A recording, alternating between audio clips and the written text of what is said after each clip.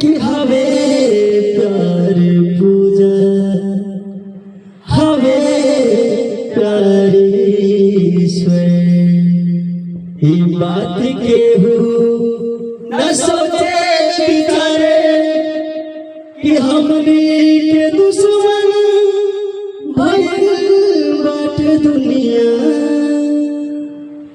बिनती बाज केहू पत्थर न मारे कि ना केहू हाट ना बजरिया से होला।